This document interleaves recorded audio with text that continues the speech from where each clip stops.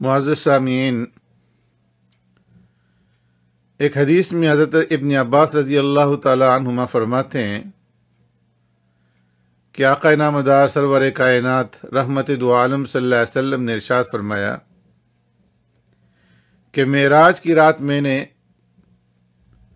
پاکیزہ خوشبو محسوس کی تو میں نے پوچھا، اے جبرائیل علیہ الصلاۃ والسلام، یہ عمدہ خوشبو کیسی ہے؟ جبرائیل علیہ الصلاۃ والسلام نے فرمایا کہ یہ خوشبو اصل میں فرعون کی بیٹی جو تھی اس کی ایک خادمہ اور اس کی اولاد کی ہے۔ فرعون کی بیٹی کی وہ خادمہ جو اس کو کنگا کیا کرتی تھی اور اس کے بناؤ سنگھار کے اندر اس کی مدد کیا کرتی تھی، تو یہ اس کی اور اس کی اولاد کی خوشبو ہے۔ پیارے پیغمبر صلی اللہ علیہ وسلم فرماتے ہیں کہ میں نے جبرائیل علیہ الصلوۃ والسلام سے اس کا حال پوچھا، اس کے احوال پوچھے، تو حضرت جبرائیل علیہ الصلوۃ والسلام نے فرمایا کہ ایک دن فرعون کی بیٹی کی یہ خادمہ بیٹھی ہوئی فرعون کی بیٹی کو کنگا کر رہی تھی کہ اس کے ہاتھ سے اچانک کنگا گر گیا اور اس نے بسم اللہ کر کے اس کنگا کو اٹھایا۔ فرعون کی بیٹی نے اس سے پوچھا کہ کیا تمہاری مراد اس سے میرا باپ ہے، یعنی فرعون ہے؟ اس نے کہا کہ نہیں، بلکہ بسم اللہ سے مراد وہ اللہ ہے جو میرا بھی خالق اور مالک ہے اور تیرا بھی اور تیرے باپ کا بھی وہ خالق اور مالک اور رب ہے۔ فرعون کی بیٹی نے کہا کہ کیا میرے باپ کے سوا بھی تیرا کوئی رب ہے؟ تو اس خادمہ نے کہا کہ ہاں۔ اس کو غصہ آیا اور اس نے کہا کہ میں یہ بات اپنے باپ کو بتاؤں گی۔ اس خادمہ نے کہا کہ ٹھیک ہے، جاؤ بتا دو۔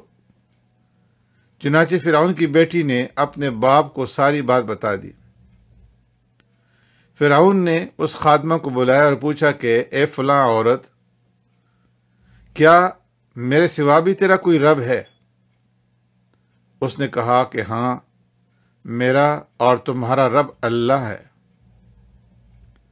فرعون نے پیتل کی بنی ہوئی ایک دیگ لانے کا حکم دیا جو اس طریقے سے بنائی گئی تھی کہ جس طرح ایک گائے ہوتی ہے، گائے کے ڈھانچے کی شکل کے اندر اس دیگ کو بنایا گیا تھا۔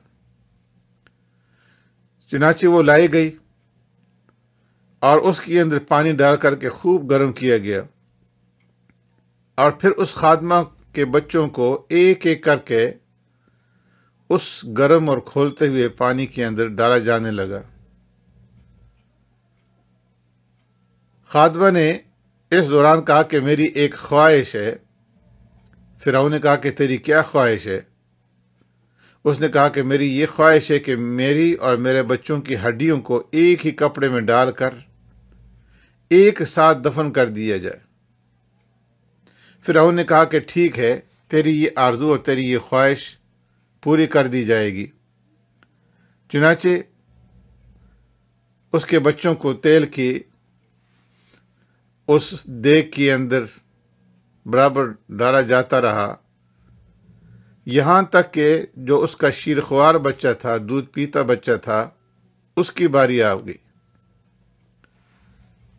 جب اس دودھ پیتے بچے کی باری آئی تو اس کی ماں جو ہے اس بچے کی وجہ سے ہمت ہارنے لگی، تو وہ بچہ گویا ہوا، بولا اور کہا کہ اے اماں، مجھے بھی اس دیگ کے اندر ڈال دو، کیونکہ دنیا کا عذاب آخرت کے عذاب کے مقابلے میں بہت ہلکا ہے۔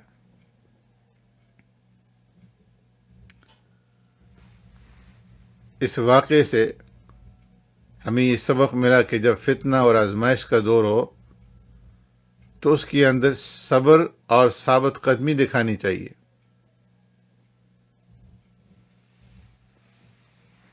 جو شخص اپنے دین پر قائم رہتا ہے اور اللہ تبارک و تعالیٰ کے احکامات کے مقابلے میں کسی ملامت گر کی ملامت سے نہیں ڈرتا، تو اس کو اللہ تبارک و تعالیٰ بہت بڑا اجر عطا فرماتے ہیں، جیسے کہ اللہ رب العزت کا ارشاد ہے، انما یوفی الصابرون اجرہم بغیر حساب، ان صبر کرنے والوں کو بے حساب پورا اجر دیا جائے گا۔ معلوم ہو کہ سرکش اور ظالم آدمی سے ایسے امر کا مطالبہ کرنا جائز ہے جس میں اس کی مصلحت موجود ہو، جس طرح کہ اس خادمہ نے فرعون سے مطالبہ کیا کہ اس کی اور اس کے بچوں کے ہڈیوں کو ایک ہی جگہ دفن کیا جائے۔ اسی طرح اس واقعے سے یہ بات بھی معلوم ہوئی کہ اللہ تبارک و تعالیٰ اپنے دوستوں کے لیے مصائب اور شدائد سے نکلنے کے لیے راستہ ضرور پیدا فرماتے ہیں، اور اسی طرح اس واقعے سے صالحین اور صالحات کی کرامات جو ہے وہ بھی ثابت ہوئی۔